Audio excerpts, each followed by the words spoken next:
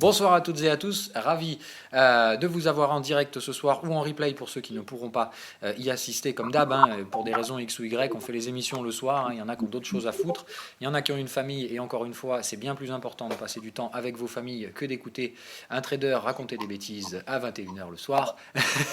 Donc on va quand même le faire, bien évidemment l'avantage d'être en live c'est que vous pouvez poser les questions, mais rappelez-vous une chose quand même, la plupart du temps tout le monde pose les mêmes questions, donc évidemment, si vous n'êtes pas là, j'imagine que la plupart du temps, quelqu'un posera les questions que vous vous posez, même si c'est de manière indirecte. Je vois qu'on est beaucoup ce soir, donc c'est cool. C'est une émission importante et très intéressante parce que la psychologie en trading, c'est essentiel. Et malheureusement, sur Internet, il y a énormément de conneries à ce niveau-là, ce qui fait que il y a un gros tri à faire et je vais essayer de m'attaquer à ce tri ce soir. Donc d'essayer alors ça risque de durer au moins 1 heure, je pense quand même, parce qu'il y a beaucoup de choses à dire. Mais en gros, ce soir, on va essayer de parler des trucs essentiels et surtout des trucs qui vont pouvoir vous servir. Parce que vous déblatérez toutes les conneries que vous pouvez trouver sur Internet. Encore une fois, tout ça, vous connaissez, vous y avez accès probablement, vous avez déjà vu. Donc, on va sortir de ces sentiers-là complètement stupides. Du biais... Oula. Ouais, alors, si quelqu'un... Est-ce qu'il y a des modos dans le coin qui peuvent gérer les micros à ma place, que j'ai pas trop à m'en occuper? Ce serait cool. Merci, Duke. Donc voilà, première des chimères complètes que vous trouverez au cours d'Internet. Un bon trader est un trader qui maîtrise ses émotions. Bon, terminé, tout le monde ressent des émotions, on est des êtres humains, si tu ressens pas d'émotions, tu es juste un robot. Donc il faut arrêter ça. Et en plus, je vous ai déjà parlé de ça, et on fera une émission un jour sur le trading automatique, et sur l'algorithme de trading et compagnie, et je vous parlerai de ça dedans, où je vous dis, en plus, aujourd'hui, les algorithmes sophistiqués, ils n'ont qu'un but, c'est d'essayer de comprendre les émotions humaines pour les répliquer et les anticiper. Donc, autant vous dire que l'émotion en trading, c'est important. Au contraire, donc tout le bullshit qui vous dit qu'il faut arrêter les émotions en trading, qu'il faut être froid quand on trade, c'est de la pure connerie. Tout le monde ressent des émotions et on ne peut pas faire autrement. Par contre, ce qu'il faut faire, c'est apprendre à supprimer les émotions qui vont être gênantes en trading. Et là, il faut être conscient. Donc, je vous en ai parlé déjà la semaine dernière. J'essaierai de reprendre contact avec une personne dont on parlera ce soir parce que beaucoup de ce que je vais vous dire provient de cette personne et il est important de rendre à César ce qui est à César. Donc Caroline Domanine, qui intervenait, alors elle est plus trop je crois dans le milieu du trading, mais donc elle intervenait à l'époque où moi j'étais encore de passage chez Daily FX, donc c'était il y a plus de 4 ans, un truc comme ça. Donc cette personne qui est une psychologue et une on va dire, qui étudie un peu la neurologie, je ne sais pas si elle était neurologue, mais en tout cas elle était très intéressante dans ce domaine donc de la neuropsychologie. Son site c'était donc neuro-trading.fr je crois de mémoire, je ne sais pas si ce site existe toujours. Si c'est le cas, ça vaut le détour. En tout cas, il y avait du bon contenu dedans. Caroline Domanine, D-O-M-A-N-I-N-E, ou en tout cas quelque chose très proche de ça.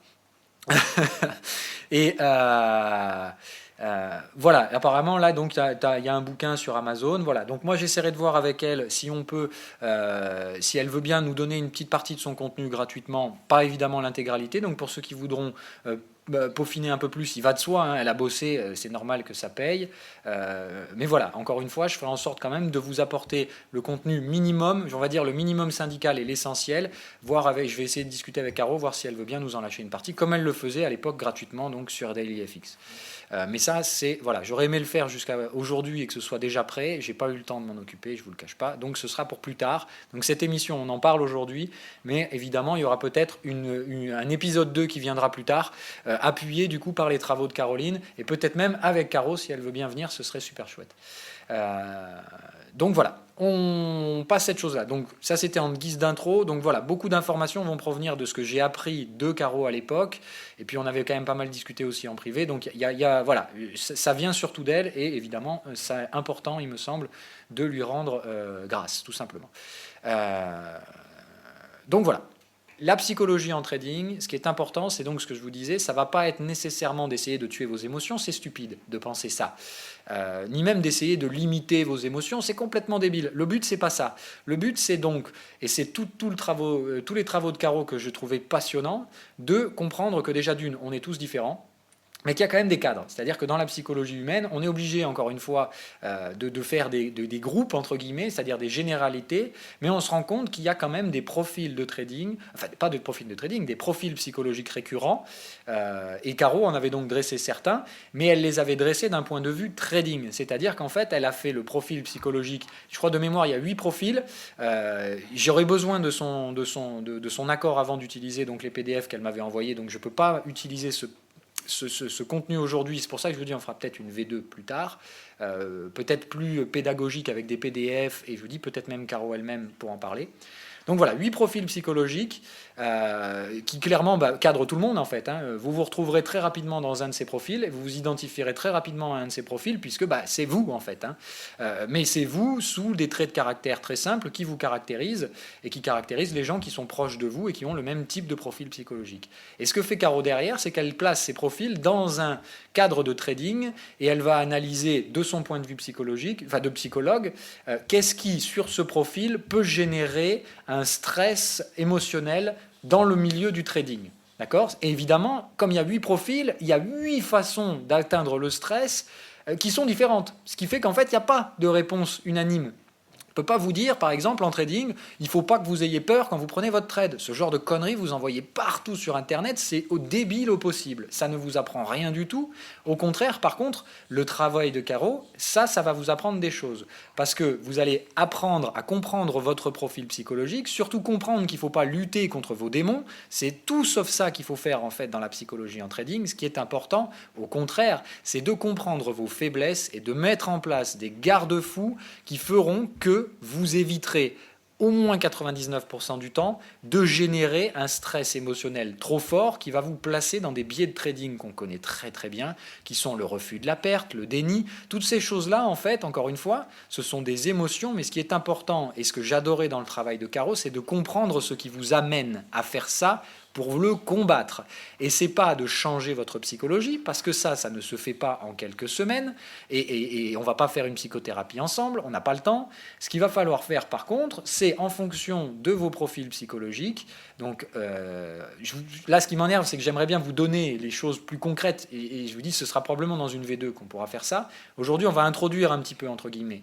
Donc le truc, ça va être de comprendre ça, comprendre que chacun d'entre nous, alors, il y en a évidemment qui vont être dans le même cadre, c'est-à-dire qu'on va avoir, certains d'entre vous et moi, on va avoir le même profil, donc on va avoir les mêmes penchants au stress, et on va avoir les mêmes solutions, entre guillemets, à ces gestions du stress.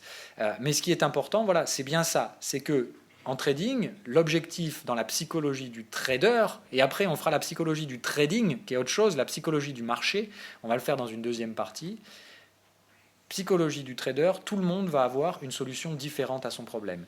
Il va de soi qu'après, Caro, elle proposait carrément de faire pas des psychothérapies, mais de faire de l'individualisme, c'est-à-dire d'étudier réellement dans la profondeur votre profil psychologique pour vous proposer évidemment des solutions encore plus adaptées que les solutions généralistes qu'elle peut proposer dans le cadre, qu'elle proposait dans le cadre donc de ses bouquins, où là évidemment le but c'est de vous rentrer dans un moule qui correspond à évidemment beaucoup de personnes, mais qui n'est pas exactement vous, et de vous proposer en tout cas des solutions que moi je trouvais très intelligente et très rationnelle.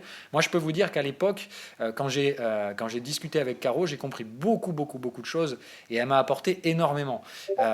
Et si vous voulez, je me rappelle encore aujourd'hui des conseils qu'elle m'a donnés à l'époque et il m'a fallu du temps pour les appliquer, mais je peux vous garantir qu'une fois que je les ai appliqués, ça n'a pas quadruplé mes gains. Mais encore une fois, je me sentais beaucoup mieux dans mon trading, parce qu'encore une fois, le stress, ça fait partie des choses. Comme tout le monde, et dans la vie comme dans le trading, c'est un métier. Il faut bien comprendre que quand vous allez bosser pour un patron, en fait, le trading, c'est pareil. Il y a des bons jours, il y a des mauvais jours, il y a des jours où vous allez être sujet au stress, d'autres moins. Voilà, moi, ce que j'ai vu, c'est que j'étais devenu plus serein, tout simplement parce qu'effectivement, ces situations de stress émotionnel que je ressentais à cause de ma psychologie, je savais les remarquer. Ce qui fait qu'instantanément, je me disais « Ah putain, mais oui, là je suis en train de réagir comme ça, c'est débile ». Et évidemment, quand tu prends le recul, c'est là où tu peux en fait commencer à, entre guillemets, maîtriser tes émotions, même si encore une fois, je vous rappelle, on maîtrise que dalle, mais il faut identifier les situation à risque. Et évidemment, au début, vous allez quand même en laisser passer quelques-unes. Et après, avec le temps, je vous dis immédiatement, moi je le sais maintenant quand j'arrive dans une situation de risque, de stress, où je sais que je peux faire des conneries. Et quand cette situation-là arrive, immédiatement, on prend du recul, on se pose, on réfléchit, on applique les règles qui permettent de faire descendre ce stress. Et seulement quand c'est fini, on reprend. Si à ce moment-là, vous vous dites effectivement, je gère le stress comme je peux, donc je vais faire des réactions. En fait, ce que Caro vous dit dans ses bouquins, c'est qu'en fait, quand vous faites n'importe quoi, malgré tout, en fait, vous maîtrisez que dalle. C'est-à-dire que dans ces moments-là, malheureusement, c'est pas vous qui êtes aux commandes.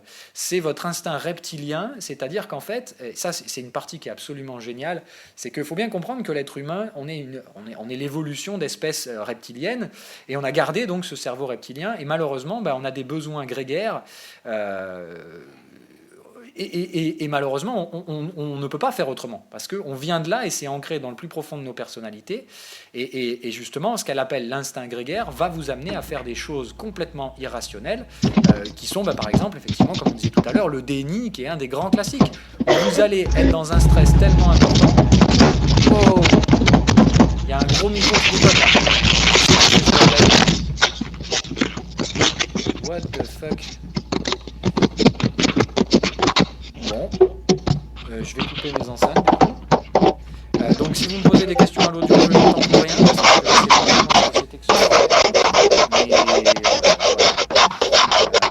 mais voilà. Ah, je pense que je sais ce que c'est. Voilà, c'était dans Big Blue Button. Ok. Il y a quelqu'un qui a laissé son micro dans Big Blue Button. Mais c'est pas grave, du coup il n'y a plus de son. Pardon, on continue. Donc voilà, comprendre cette histoire donc, de l'instinct grégaire et en fait comment vous allez réagir par rapport à ces stress. Il faut comprendre que les personnes réagissent de façon différente. Il y en a qui vont rentrer dans le déni, il y en a qui vont rentrer dans la lutte. Donc là je peux m'autoriser à dire ça parce que ça faisait partie de son contenu gratuit. Donc par rapport si vous entendez toujours le bruit, il faut aller ici, là-haut, et dans Big Blue Button, vous appuyez sur le bouton raccrocher ici, et normalement ça vous coupera le volume. Voilà. On continue. Donc, les réponses à vos instincts grégaires et surtout par rapport au stress que va générer le trading, donc il y a plusieurs réactions face à ce stress et ça va dépendre effectivement de chaque profil psychologique. Donc il y en a qui vont rentrer dans ce qu'on appelle le déni, il y en a qui vont rentrer dans la lutte, il y en a qui vont rentrer dans... Alors de mémoire, moi je me rappelle surtout de cela parce que c'est les problèmes qui moi malheureusement me concernent, donc c'est les problèmes sur lesquels j'ai dû travailler avec le temps. Donc il y a le déni, la lutte, la fuite, et il en reste un, et je ne me souviendrai pas ce que c'est. Alors, le déni, la fuite, la lutte, et... Ah, mince. Bon, Caro, j'aimerais tellement que tu sois là. Bon, faudra que tu viennes, ce serait cool. Bref, donc, je n'arriverai pas à retrouver le dernier, ça m'énerve, mais c'est comme ça. Donc, le délire, c'est de toute façon... il faudra comprendre ces trucs-là, et je pense qu'il faudra mieux laisser parler Caro, c'est vraiment son domaine, et malheureusement, moi je me souviens surtout de ce qui me concernait. Donc après, il faut comprendre que la lutte, ça va être votre pire ennemi. Voilà. C'est-à-dire que lutter contre un marché quand vous avez pris une mauvaise décision, moi c'est malheureusement mon biais de trading. C'est-à-dire que moi, mon profil psychologique, le biais de trading dans lequel... Enfin, d'un point de vue trading, mon profil psychologique va induire assez souvent un biais de lutte. D'accord ? C'est-à-dire que moi, je vais lutter contre le marché. Et le problème de la lutte, c'est qu'elle est positive dans un certain sens, elle devient extrêmement négative quand, au contraire, vous rentrez dans cette phase-là où, en fait, vous êtes tellement stressé que vous commencez à vous fourvoyer dans ce truc-là. Et en fait, vous commencez à voir des trucs que vous ne devriez pas voir. Enfin, ce n'est pas des hallucinations, pas du tout. Mais c'est-à-dire qu'en fait, vous allez tellement être ancré dans votre biais qu'au bout d'un moment, vous n'allez voir que les signaux acheteurs et inhiber complètement tout ce qui est rouge, alors qu'en fait, tout est rouge. C'est-à-dire qu'en fait, vous n'êtes plus du tout apte à un jugement rationnel parce que vous êtes soumis à un stress émotionnel trop intense et que la réaction inconsciente que vous mettez en place, que votre cerveau met en place à votre place, parce que là, c'est pas vous qui réagissez. En fait, c'est que le stress est trop gros pour votre inconscient, donc il prend le relais. Et il prend le relais sur votre conscience, tout simplement en disant « Ok Coco, bon là il y a trop de stress, donc tu sais quoi, moi je vais gérer le stress comme ça. » Donc c'est-à-dire, moi je vais lutter et je vais voir des signaux acheteurs pour que tu puisses maintenir ton biais acheteur et supporter ton trade perdant. D'accord? Ça, c'est l'erreur. Le lutteur, il fait quoi? Le lutteur, malheureusement, enfin la personne qui va lutter, malheureusement, elle va se retrouver d'un coup avec des trades qui fonctionnent très bien. Il y a des situations où lutter, ça va même procurer un gain et éviter une perte. Le problème, c'est que le jour où vous passez dans le rouge, tellement dans le rouge, et que vous allez cumuler cette erreur, par exemple, avec un peu de levier, vous êtes dead complet. Parce qu'en fait, vous allez vous enfoncer petit à petit dans le trade jusqu'à ce qu'au final, la perte soit tellement abyssale que soit vous allez la couper et pleurer et vous allez vous effondrer sur vous-même, soit franchement, vous allez poursuivre dans le déni et ce genre d'autres trucs, et là après vous allez cumuler les aspects négatifs, et autant vous dire que quand vous avez lutté, puis qu'après vous passez au déni et ce genre de trucs-là, autant vous dire, vous êtes mort, mais mort de chez mort, et si vous ne l'êtes pas sur ce trade spécifiquement, parce qu'encore une fois, il faut bien comprendre que dans le trading, c'est l'occurrence qui donne qui procure l'intérêt. On juge jamais sur un trade, voilà. Mais encore une fois, si vous rentrez dans ces biais psychologiques, ça peut très bien marcher une fois, deux fois, trois fois, mais inévitablement un jour vous allez vous foutre dedans et ça vous coûtera probablement le compte. Et c'est ça qu'il faut absolument ne jamais faire. Jamais risquer votre compte. Donc ces états-là, ces états émotionnels tellement stressants qu'ils vont altérer votre jugement, c'est cela qu'il faut essayer, encore une fois, pas d'annihiler, parce que c'est pas possible. Il y aura toujours du stress dans le trading. Le trading, c'est stressant, quoi qu'il arrive. Moi-même, avec de l'expérience, j'ai toujours des phases de stress. La différence entre vous et moi, c'est que moi, j'en suis très rapidement conscient et que je mets très rapidement en place un processus qui me permet de lutter contre ce stress et de le maintenir dans une zone acceptable. Encore une fois, le stress zéro, pas possible. Mais le stress maîtrisé qui n'induit pas les aspects négatifs, ça, c'est trader. Okay, donc le but, c'est vraiment pas de tuer vos émotions, c'est tous ceux qui vous disent vous êtes mauvais en trading à cause de vos émotions, donc allez au trading algorithmique, vous leur foutez deux gros fucks dans la tête parce que c'est de grand n'importe quoi. Ça, c'est de la belle connerie, et je vous dis, on fera une émission donc sur le trading algorithmique où je vous démontrerai toutes les conneries que vous voyez passer sur Internet, dont celle-là est la plus courante. Donc on continue. Maintenant, on va passer deuxième étape. Maintenant qu'on a vu la psychologie du trader, et je vous dis, j'ai vu des grandes lignes, mais le but c'était surtout de fracasser ces idées préconçues, comme quoi vous devez limiter vos émotions. Hein. Non, vous les ressentirez quoi qu'il arrive. Ce qui est important, c'est bien de trouver les astuces pour repérer le moment où vous êtes en train de faire n'importe quoi. On prend l'exemple du poker parce que je vous fais souvent le délire que le trading c'est un mélange à la fois de poker et d'échecs. Alors en échec on perd rarement son contrôle, ça peut arriver, hein, voilà. Mais c'est surtout en poker où vous avez ce qu'on appelle le tilt. Voilà. Un bon joueur de poker est un joueur qui sait effectivement lire les tilts des autres, mais qui sait surtout lire son propre tilt. C'est-à-dire qu'un très bon joueur de poker, il sait quand il fait n'importe quoi. Et il préférera s'arrêter et sortir de la table quand il fait n'importe quoi que de continuer à perdre ses jetons. Alors il va évidemment que dans un tournoi c'est différent, mais dans un tournoi justement on va mettre les mêmes procédés que je mets en place, c'est-à-dire qu'on va gérer son stress, on va gérer son tilt en sachant qu'on ne pourra pas l'éviter. Tout joueur de poker tilt. Mais la question, ça va être de survivre suffisamment longtemps dans cette phase de tilt pour arriver à la réduire à une zone de stress supportable où vous allez pouvoir reprendre le contrôle de vos émotions et arrêter de faire n'importe quoi. Hein, voilà. Parce que le tilt en poker et le trading, c'est la même chose. C'est quand d'un coup vous partez à faire n'importe quoi, vous avez une stratégie en poker et puis tout d'un coup vous vous mettez à jouer des mains toutes pourries que vous auriez jamais joué, vous faites des mises complètement hallucinantes parce que vous êtes en tilt. En poker, c'est la même chose. Vous allez prendre des trades complètement hors de la stratégie. Si vous voyez, en fait, là, ce qui est intéressant quand vous tiltez, et c'est pour ça que ce serait en fait pratique, ce serait de pouvoir enregistrer votre écran et de vous revoir agir alors que vous n'êtes plus sous l'influence du stress. Et vous vous diriez, mais putain, mais qu'est-ce que j'ai fait? Mais je suis complètement fumé. Là, je suis complètement hors cadre de la stratégie. Je viens de prendre un trade. J'ai même pas fait mon étape 1 ni mon étape 2. C'est même pas s'il y a un signal. Enfin voilà, ça vous arrivera.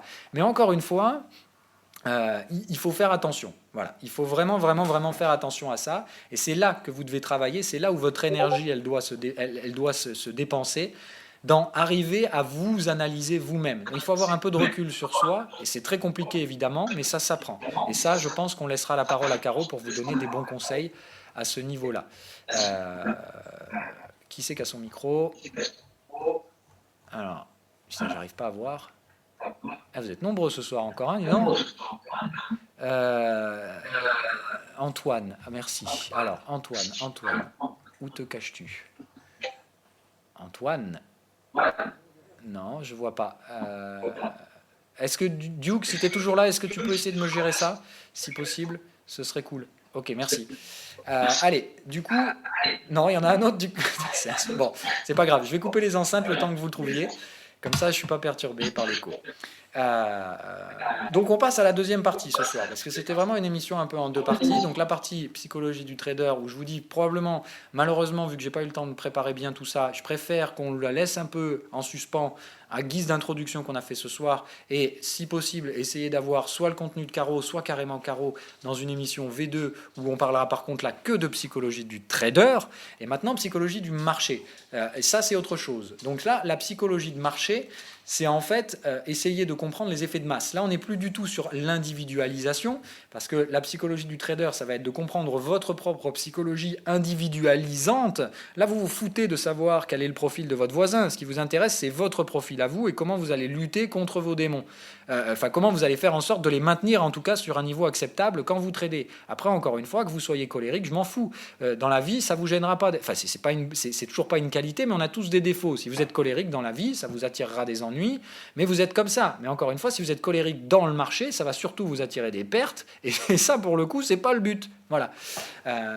Allez, bref, par exemple, on continue. Donc, psychologie du trading, c'est la psychologie de masse. Donc, il faut comprendre une chose, c'est que là encore, on est obligé de faire des approximations. D'accord ? C'est-à-dire que quand on va faire la psychologie de marché, on ne peut pas individualiser. C'est pas possible, parce qu'on ne pourra jamais savoir ce qui se passe dans la tête d'un trader alors qu'il est à l'autre bout du monde derrière son ordi. Par contre, on va identifier certains cas où effectivement on est dans des psychologies incitatives à des profils, pas à des profils, mais à créer des profils de marché. C'est-à-dire qu'en fait, on va avoir certaines réactions de prix qui vont être liées à des états psychologiques. C'est ça qu'il faut comprendre. Voilà. Et ces états-là, par contre, évidemment, comme on le disait, quand vous allez analyser votre propre psychologie à vous,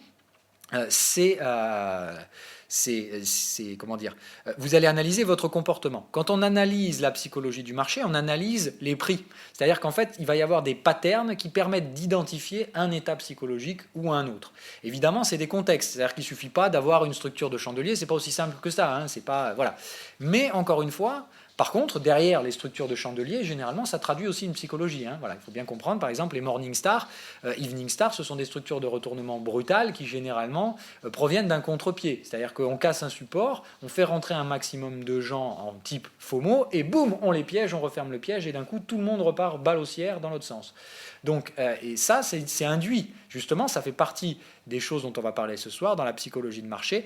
Les pièges, comment le marché met en place des pièges, quelle est la psychologie que vous pouvez voir dans ces pièges et quels sont les patterns qui permettent d'identifier avec une certaine probabilité, puisqu'encore une fois, il s'agit de patterns, donc pas de certitude, on ne peut jamais savoir, d'accord ? Mais on va faire des approximations qui peuvent être et qui procurent des avantages statistiques dans le trading. C'est tout simplement ça qu'on fait. Je vais vous donner des patterns qui permettent d'identifier tel ou tel état psychologique du marché. Et encore une fois, si vous l'appliquez sur un trade T, ça peut marcher. Si vous l'appliquez sur un trade T, si vous l'appliquez sur un autre trade, ça peut très bien ne pas marcher. C'est une pattern. C'est juste que ça procure plus de réussite que de perte, mais encore une fois, ça ne permet en aucun cas de savoir avec certitude. La certitude en trading, c'est la plus grosse des conneries qui puisse exister.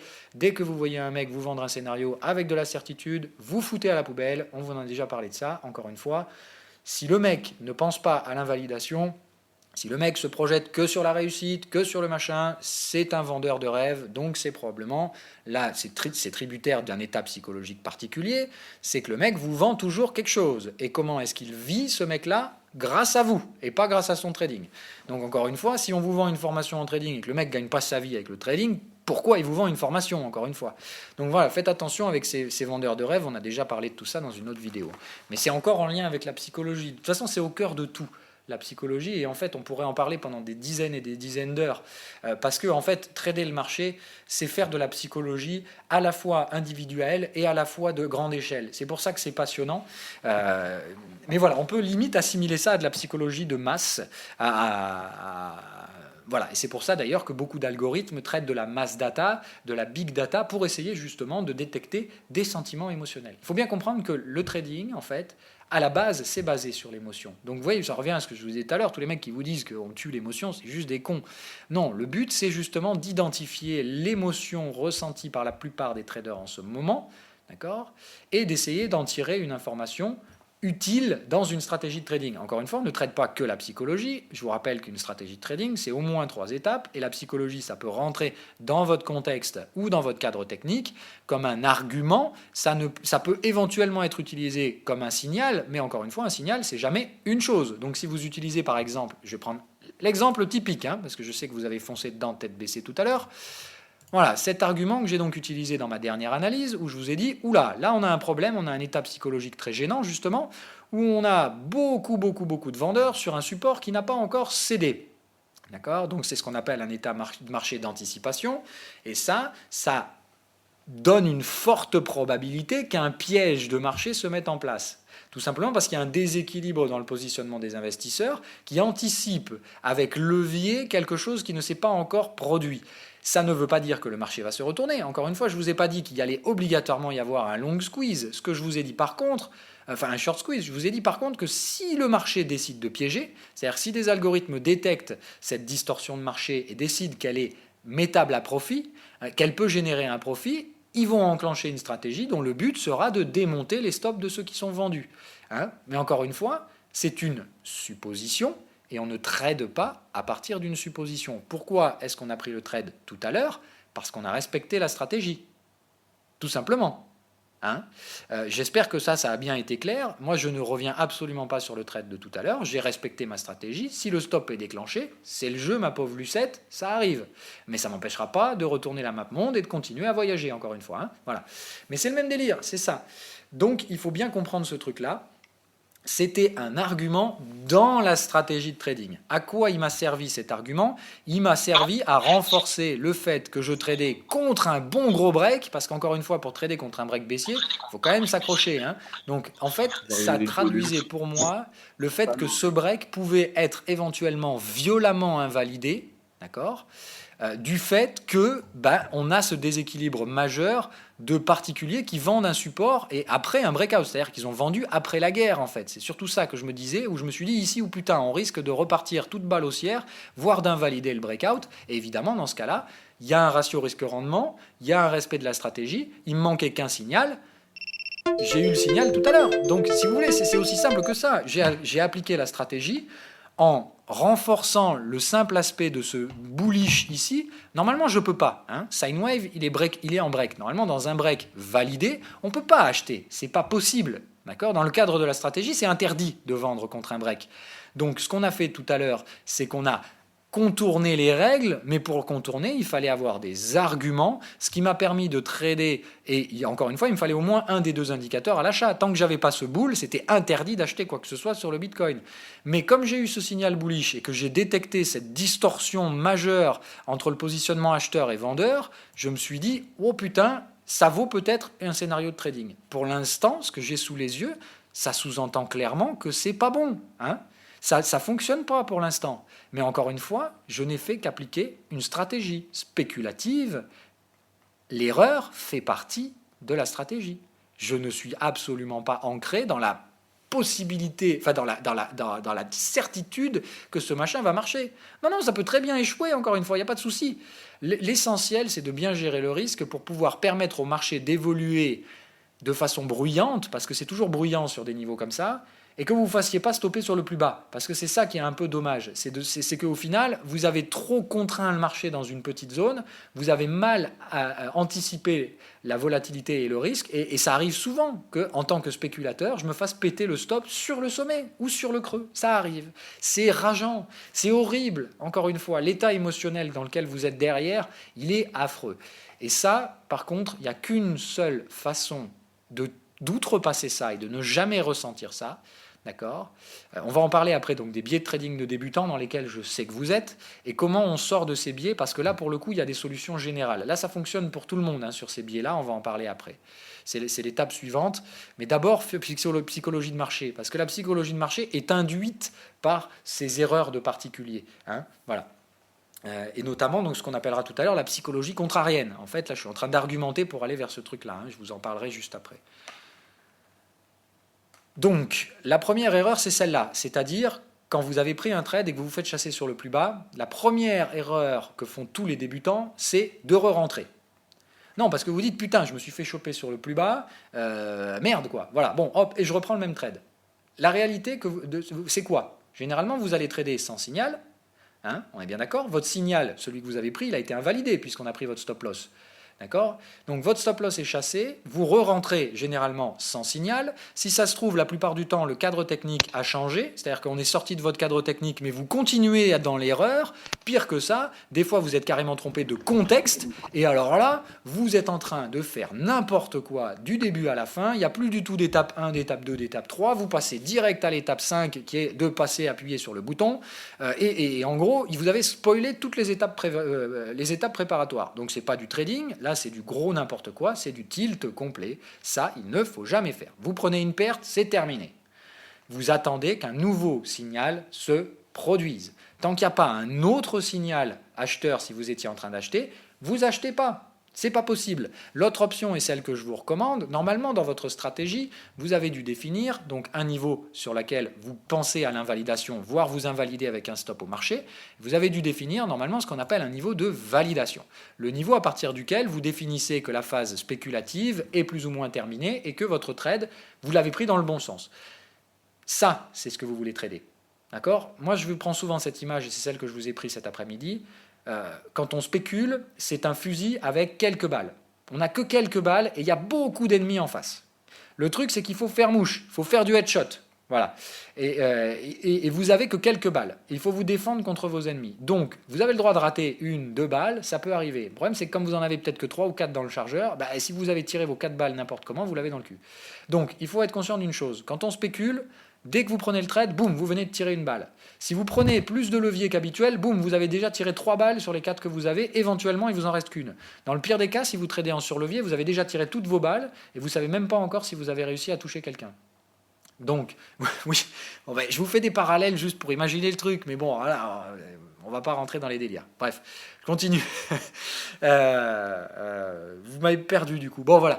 Donc, le levier, ça fait que vous allez tirer plusieurs balles en même temps, c'est complètement débile. Donc, on ne spécule pas avec levier, c'est pas possible. Il faut garder des balles de rechange. Garder et laisser la place au marché. On continue. Donc le principe, c'est quand vous avez pris votre trade, quand vous renforcez, vous retirez obligatoirement une balle. Si vous renforcez la position, c'est que vous retirez des balles. Donc encore une fois, vous limitez votre possibilité de survie si ça tourne mal et que vous commencez à vous retrouver encerclé. Il faut pouvoir tirer, pouvoir tirer sur les mecs qui vous encerclent. Donc il faut toujours faire attention à ça, toujours garder une marge de manœuvre suffisante, adaptée au risque au risque que vous percevez. Et encore une fois, l'expérience fera que vous percevrez de mieux en mieux ce risque. Par contre, évidemment, il n'y a jamais de possibilité de vraiment toujours réussir. On n'est jamais parfait. Moi, le premier, je continue encore de faire des erreurs d'appréciation du risque. C'est normal, ça fait partie du jeu. Et encore une fois, la perte est nécessaire. On en parlera juste après. La gestion de la perte, c'est aussi un des biais de trading que vous aurez énormément de mal à dépasser. Et pourtant, il est essentiel pour avoir justement une bonne gestion du stress et sortir de ce carcan qui va vous amener donc toujours vers les mêmes émotions stupides que vous connaissez tous. Donc, on continue. La spéculation, donc faire attention à ce truc-là, à bien garder vos cartouches pour ne jamais vous retrouver dans la zone rouge où le marché vous dégomme le stop tout en bas. Donc, l'attitude à adopter quand vous avez fait ça, c'est-à-dire quand vous vous êtes fait chasser le bottom, au lieu de recommencer comme un imbécile et de dire je viens de vider mon chargeur dans le mur, j'ai touché personne, et vous faites quoi? Boum, vous rechargez et vous recommencez la même chose. Non, on ne recommence jamais immédiatement après un trade en erreur. On prend son temps, on étudie un peu la situation et éventuellement on recharge et on retire des balles. Mais encore une fois, après avoir vidé un chargeur, vous recommencez pas de la même façon. Si vous êtes planté une fois, la fois suivante, c'est levier divisé par 2 obligatoire. On est bien d'accord? Voilà, très simple. Ce sont des règles toutes débiles. Vous vous êtes fait planter une fois, la fois suivante, vous ne recommencez pas avec un levier x2 pour vous venger et récupérer de la perte. Ça, c'est débile de réagir comme ça. D'accord? Quand on prend une bouffe, on remet pas la chose tout de suite. Voilà. Au contraire, l'objectif après une perte, c'est pas de se focaliser sur la rembourser. Au contraire, c'est de comprendre l'erreur et de vous remettre dans le cadre de la stratégie qui vous procure des gains. Ok ? Analysez l'erreur. Si vous avez commis une erreur, il faut prendre une pause, prendre du recul et recommencer. Si vous n'avez pas commis d'erreur, vous ne tradez juste pas l'actif sur lequel vous venez de vous prendre la bouffe, vous allez en trader un autre, et puis point barre, et vous mettez une alerte pour attendre le prochain signal que vous pourriez avoir sur cet actif, et vous recommencez le même schéma. Il faut évidemment trouver toujours un contexte, un cadre technique, et il faut que ce signal se produise dans une zone technique. Si vous ne respectez pas vos putains de 3 étapes, ça ne sert à rien d'appuyer sur le bouton. Voilà. Si vous appuyez sur le bouton, vous êtes hors cadre de stratégie, hors gestion du risque, vous faites n'importe quoi. Hein, et encore une fois, ça vous arrivera très souvent, parce que vous êtes débutant et que vous allez tomber dans ces pièges régulièrement. L'essentiel, c'est d'arriver à avoir le recul suffisant à chaque fois pour éviter de reproduire l'erreur le plus souvent. Il faut que vous... Voilà, et on arrive là-dessus, donc la gestion de l'erreur. Comment est-ce qu'on profite d'une erreur ? L'erreur, c'est une occasion d'avancer. Encore une fois, c'est lié au levier. L'objectif, c'est que vous apprendrez plus de vos erreurs que de vos réussites en trading. Donc en fait, l'erreur, c'est positif. Mais vous allez en avoir forcément une perception négative, parce que c'est toujours lié à une perte de pognon, et généralement, ça ne fait pas plaisir de perdre du pognon. Donc, l'essentiel, c'est quand vous apprenez, il faut comprendre que le levier il doit être très faible. Parce que au début, vous allez surtout faire des conneries. Et évidemment, plus vous allez mettre de levier, plus les conneries vont vous coûter cher. Donc au début, l'objectif en trading, pendant les premiers mois, c'est pas de gagner de l'argent, c'est de ne pas en perdre. Donc il faut faire des erreurs, perdre du pognon au début. Tout le monde fait ça. Évidemment, on fait tous les mêmes conneries, on met tous du levier et on prend tous des grosses pertes. Moi, le premier, donc les conseils que je vous donne là, j'ai été le premier à ne pas les appliquer. Mais encore une fois, il y en a certains qui arrivent à les appliquer, et grand bien leur fasse, puisqu'ils évitent de perdre du pognon. Donc vraiment patience. Hein, voilà. On ira faire un tour sur les indices après, d'ailleurs, mais pas tout de suite. Hein, voilà. On va attendre. Encore une fois, c'est les clôtures daily qui sont importantes. Maintenant, là, à 10 heures, ça a quand même clôturé. Donc on voit que c'est plutôt dans le rouge, mais que c'est pas à moins 2%. Donc on en parlera après. Calculer en pourcentage au lieu de montant, c'est très intéressant comme approche. Et d'ailleurs, moi, un des conseils que je vous donne, c'est que par exemple, si vous avez un capital de 10 000 euros, moi, je vous conseille au début, pendant vos 6 premiers mois de trading, ces 6 mois, c'est précis. Hein, là, c'est 6 mois pour tout le monde. C'est la phase où la plupart des gens font leurs plus grosses erreurs dans les 6 premiers mois. Ça, c'est purement statistique. Donc, en fait, comment vous allez vous limiter contre ce risque qui est clairement que quand vous tradez dans vos 6 premiers mois, vous avez plus de chances de perdre que de gagner. C'est indéniable. C'est pour ça que je vous dis que l'objectif au début, c'est pas de gagner, c'est d'essayer déjà de ne pas perdre, de ne pas perdre beaucoup. Donc la première des réactions que vous pouvez faire par rapport à ça, comme aujourd'hui vous pouvez trader avec du CFD, du mini levier, c'est-à-dire des 0,01 contrats, il faut utiliser ça. Donc trader au minimum pendant les 6 premiers mois, il faut quand même trader en réel pour ressentir les émotions et apprendre à pas les dominer, mais à les contrôler, entre guillemets, à les maintenir dans un cadre suffisamment supportable pour un trading. Donc, si vous avez 10 000 balles, vous mettez peut-être que 1 500 euros sur le compte de trading et vous tradez au minimum pendant 6 mois. Ça fait que déjà, vous avez gardé 8 500 euros à l'abri au cas où vous faites un jour la grosse connerie de tilter et de cramer les 1 500 balles, parce que ça peut arriver encore une fois. Hein, et cette erreur-là, si vous avez le malheur de devoir la faire, il vaut mieux la faire avec un compte à 1 500 balles qu'avec vos 10 000 balles de départ. Donc, encore une fois, ça arrive. Je vous donne les astuces pour éviter de rentrer dans ces erreurs en étant conscient que malgré tout, beaucoup d'entre vous vont quand même les faire. Donc, prémunissez-vous contre le risque de perdre votre capital en tout simplement vous ouvrez un compte de trading qui ne représente pas tout votre capital. Hein. Voilà. Alors il va de soi qu'après, pour tous les gens qui n'ont que 1000 ou 1500 euros à investir, malheureusement, vous ne pouvez pas ouvrir un compte de trading avec 200 balles, sinon vous allez durer 2 jours. Donc là, pour le coup, vous, c'est pas possible. Hein. Encore une fois, je vous ai toujours dit, plus vous avez un petit capital, plus le handicap et le boulet que vous traînez derrière vous sera lourd. Et malheureusement, plus il y a de handicap, plus vous avez de chances de finir dans le mur. Mais encore une fois, ça ne veut pas dire que vous y finirez nécessairement. Il y a certaines personnes qui peuvent commencer avec 300 ou 400 balles et finir, pas millionnaires, mais bon voilà, qui vont finir traders et qui seront arrivés au bout du processus. Il y a toujours des gens qui y arrivent. Il y a aussi énormément de gens qui se pètent la gueule, et cela on n'en parle pas. Donc il faut vraiment faire attention à ça. Hein. Donc soyez bien conscients que vous ne pouvez pas lutter contre ça. C'est naturel, c'est dans votre tête, et ces biais-là ne peuvent se corriger qu'avec la pratique et l'expérience. Ce qui veut dire que, et je vous le dis toujours, un bon trader, c'est quelqu'un qui a évité les erreurs qui tuent suffisamment longtemps pour pouvoir les écarter de façon durable. Ok ? C'est très important ce que je vous dis là. Très, très, très important. C'est ça, en fait, le boulot psychologique que vous devez faire. C'est comprendre que vous ne comprendrez rien au début. Et que pour comprendre, il faut que vous pratiquiez. Et que pour pratiquer, il faut que vous ayez le temps de pratiquer et le temps de faire ces erreurs. Pour gagner ce temps, il faut éviter les pertes qui vous tuent. Ok ? C'est bien. Voilà. Tu as 4000 balles aujourd'hui. Tu as 8 ans d'expérience, c'est cool, voilà. Mais encore une fois, vu que tu as 8 ans d'expérience, tu peux maintenant, sans problème, trader sereinement et avec des habitudes. Normalement, tu as corrigé tes billets de trading.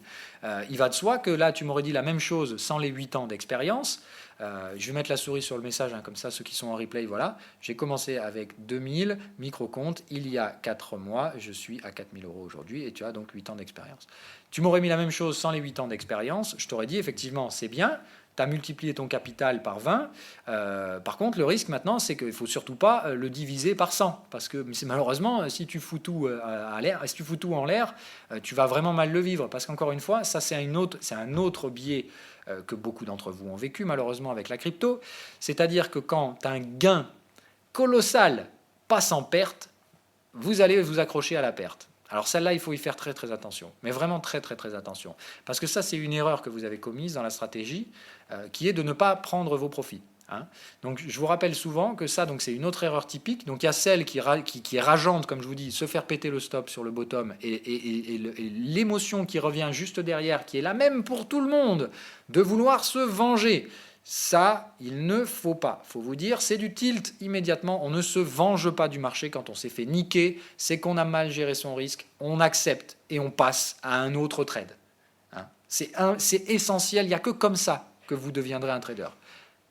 C'est vraiment essentiel de comprendre ça. Donc le deuxième biais, celui dont je vous dis, putain, vous vendez ici, génial, le trade super gagnant, vous êtes super patate, super content, vous avez 4000 balles de latence sur le trade, c'est génial, c'est votre plus beau trade du mois, et puis putain, merde, d'un coup, le marché commence à remonter, à vous regrignoter, et puis là, vous gagnez 4000 balles, putain, il vous reste plus que 1500, vous vous dites, mais non, mais je suis con, pourquoi j'ai pas pris quand il y avait 4000 balles ? Là, évidemment, vous vous en voulez, mais un truc de dingo, vous rentrez dans cette zone rouge où votre cerveau va faire quoi ? Il va prendre le relais pour gérer ce stress qui est trop fort, parce que ça va générer un stress, cette situation-là, puisque vous allez voir votre gain s'essouffler petit à petit et diminuer, et puis en fait va arriver le point de non-retour où vous allez carrément passer en négatif. Et là, en fait, la perte qui pourrait survenir est tellement génératrice de stress que vous allez rentrer dans le déni et vous allez vous dire, bah non, j'avais raison, on a frôlé ma target, mais par exemple ma target était mal gérée, elle était juste un peu plus bas, le marché il n'a pas touché, et putain on revient sur mon cours d'entrée. Bah non, je reste à l'achat, on va forcément revenir chercher mon point de sortie. C'est l'erreur à pas commettre. C'est vraiment, vraiment l'erreur à pas commettre. Je vous remets le visuel.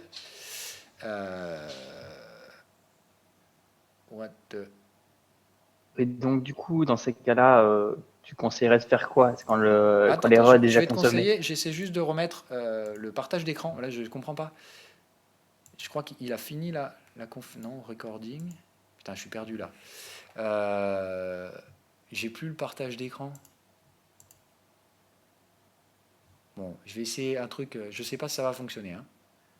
J'espère que ça ne va pas vous couper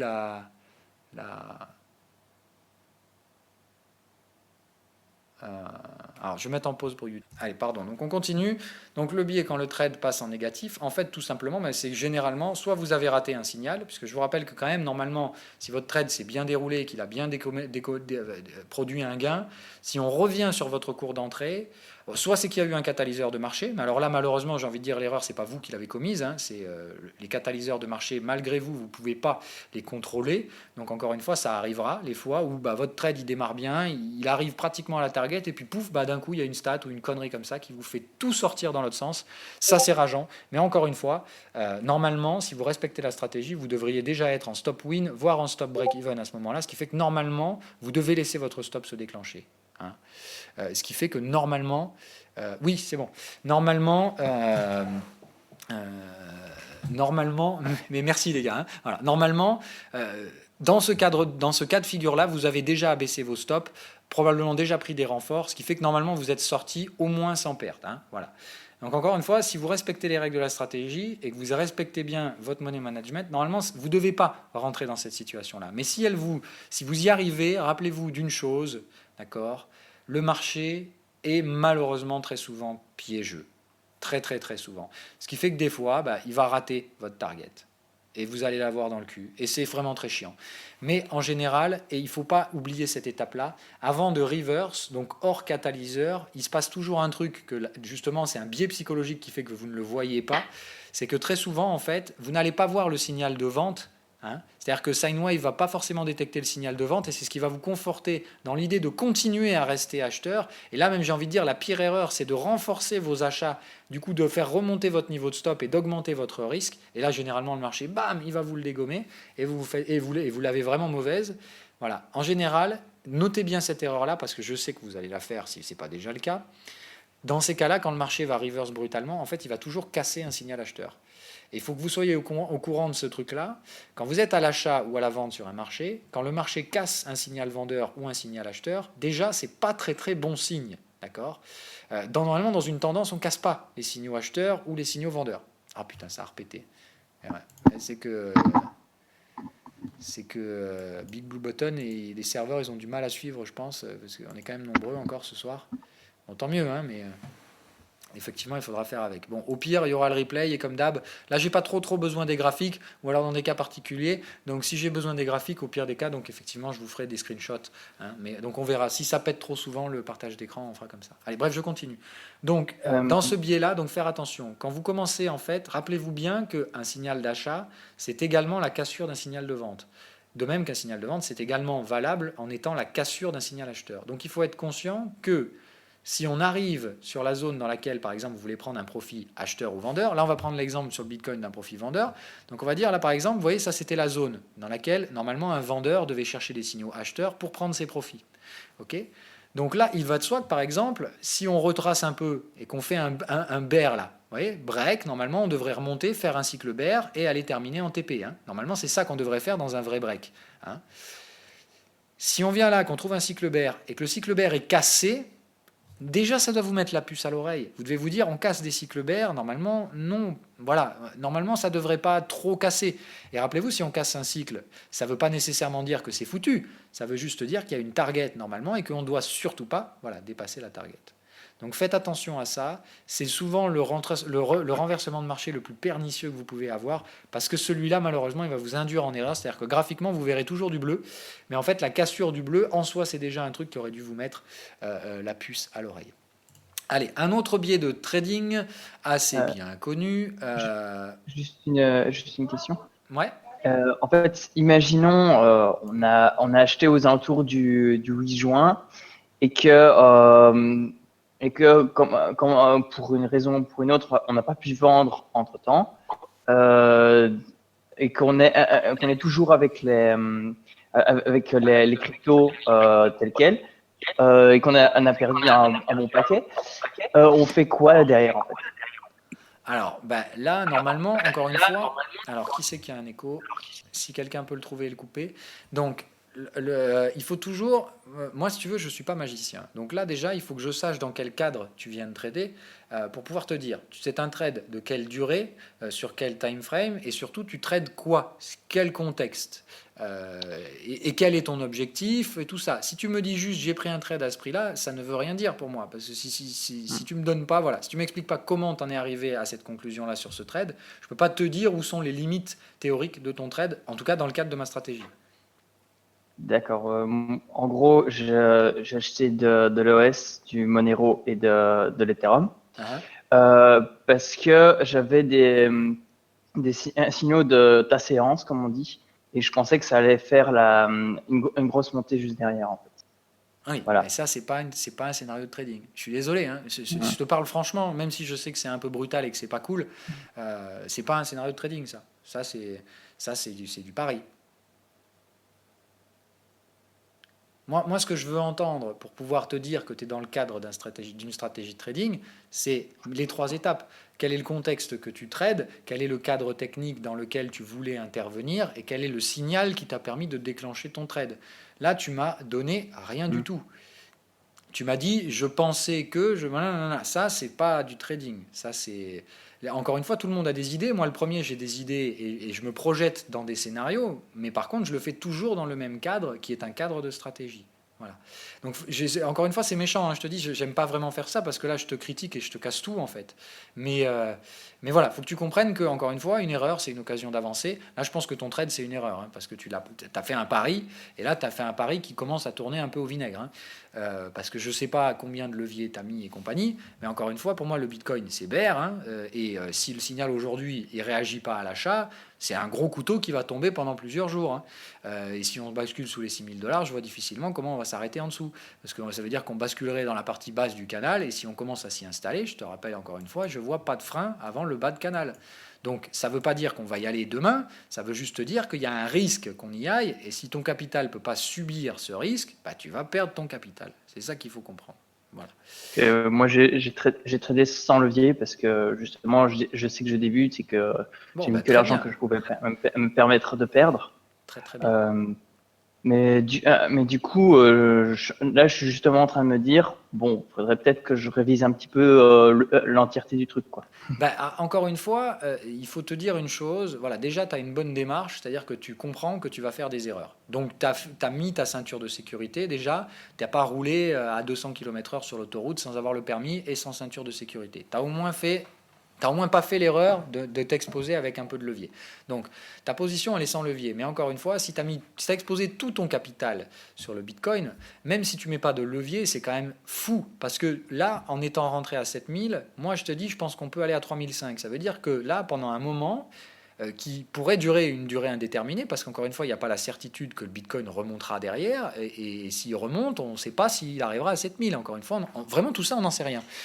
Donc le problème, c'est que là, tu t'exposes éventuellement donc à un hold qui pourrait, pendant un moment, te faire perdre 50% de ton épargne, entre guillemets. Et pire que ça peut, déjà d'une, ça peut aller plus bas. De deux, ça peut ne jamais remonter. Donc ça fait beaucoup de si qui, pour moi, ne sont pas compatibles avec une stratégie donc, de trading. Dans ce cas-là, c'est plutôt une stratégie d'investissement. Mais encore une fois, en investissement, il n'y a qu'une seule règle, c'est qu'on n'investit jamais au même endroit. Hein. Tu es obligé de répartir ton portefeuille, donc j'espère que tu as mis qu'une petite portion de ton épargne dans les crypto-devises, et dans ce cas-là, si tu veux, je ne vois pas de contre-indication à un hold dans ce cas-là. C'est pas un bon prix pour faire du hold, encore une fois, mais c'est pas grave. Voilà. Disons que c'est dans ce cas-là, si tu veux hold, je ne peux pas te dire que tu commets nécessairement une erreur. Parce que tu seras dans ce cas-là dans une stratégie d'investissement qui, pour moi, n'est pas fait sur la bonne zone de prix, mais encore une fois, c'est acceptable. Voilà. Par contre, il va de soi que si tu as mis 70 ou 80% de ton capital tout dans des altcoins dont tu me parlais, malheureusement, tu as mis tous tes œufs dans le même panier. Si les cryptos se pètent la gueule et qu'elles ne remontent jamais, bah, tu auras perdu ton épargne. Et c'est quand même un peu con, parce que c'est quand même pas le but. La plupart, c'est des trucs que vous avez mis beaucoup de temps à gagner. Putain, effacer tout ça en quelques mois parce que vous avez fait des paris risqués, je trouve ça dommage. Voilà. Mais encore une fois, voilà, c'est bien deux choses différentes, l'investissement et le trading. Moi, je ne suis pas un investisseur du tout. Hein. Voilà, moi, je suis un trader et un trader à haut risque. Je suis un trader ultra spéculatif. Voilà, donc c'est vraiment un cadre très particulier. Après, encore une fois, ça ne convient pas à tout le monde. Mais moi, je ne vous fais pas payer pour apprendre ce que je fais. Hein. Voilà, qu'on soit bien d'accord. Donc je vous dois rien, hein, voilà. Encore une fois, moi je vous dois que dalle. Ceux qui vous font payer, ils vous doivent des résultats. Moi je sais très bien que je ne peux pas vous vendre des résultats, donc je vous vends rien. Bref, on continue. Ça, c'était donc question particulière. Allez, dernier biais de trading dans lequel il faut parler, celui qu'on appelle malheureusement la pyramidalisation inversée, c'est-à-dire le trader qui lutte contre le marché. Dieu sait que j'ai pratiqué ça hein, quand j'ai commencé. Donc autant vous dire que la pyramidalisation, c'est une superbe stratégie quand on l'applique dans le bon sens, comme moi. Hein, voilà. Moi, je l'applique dans le bon sens aujourd'hui. Effectivement, ça permet donc de gagner beaucoup, beaucoup plus. Mais il faut que ce soit fait dans un cadre de stratégie et surtout dans le bon sens. C'est-à-dire qu'on pyramidalise quand le trade est validé. Hein. Par contre, on pyramidalise pas quand le trade il est en train de s'invalider. Ça, c'est la pire des choses. Parce que quel est l'état émotionnel que vous avez derrière ? Moi, je m'en rappelle. hein, j'ai le recul sur ce que je faisais à l'époque aujourd'hui, et j'en rigole encore une fois, même si c'était pas drôle à l'époque. Je vivais ça comme une souffrance énorme. Et encore une fois, on en revient à ce qu'on disait avant. Quand vous rentrez dans ces trucs-là, c'est parce que vous ressentez une souffrance tellement forte que votre inconscient il dit ok mon gars, là je prends le relais parce que on peut pas subir ce stress. Voilà. Donc, comment on fait ça ? La pyramidalisation, qu'est-ce qui se passe dans votre tête là, je peux vous en parler, hein, je vous dis, je connais tellement bien le problème que je vous en parle de vécu. Hein, voilà. Donc, qu'est-ce qui fait qu'on glisse dans la psychologie d'une pyramidalisation inversée et surtout, comment on détecte qu'on est en train de faire cette énorme connerie et comment lutter contre ça ?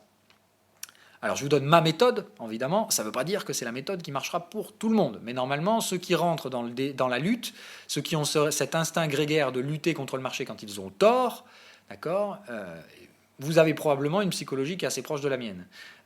En tout cas, c'est comme ça que vous allez vous gérer le stress. Vous allez lutter pour obtenir ce que vous voulez. Mais il faut bien être conscient que dans la vie, ça peut être un avantage de lutter, même si, encore une fois, ça peut aussi être un très gros défaut, d'être un peu trop têtu. Mais il faut bien être conscient que dans le marché, vous ne maîtrisez que dalle. Le marché, c'est pas vous qui allez lui imposer la réalité. Et même si vous luttez en utilisant les mêmes stratagèmes que vous utilisez dans la vie réelle, qui peuvent marcher dans la vie réelle, ça ne marchera pas avec le marché. Le marché, s'il vous encule, il continuera de le faire longtemps. Et il continuera jusqu'à ce que vous n'ayez plus de compte s'il le faut. Hein. Donc, ne commettez pas l'erreur de la pyramidalisation. Maintenant, comme Fabrice et Jérôme. Quoi ? Ok, c'est pas grave.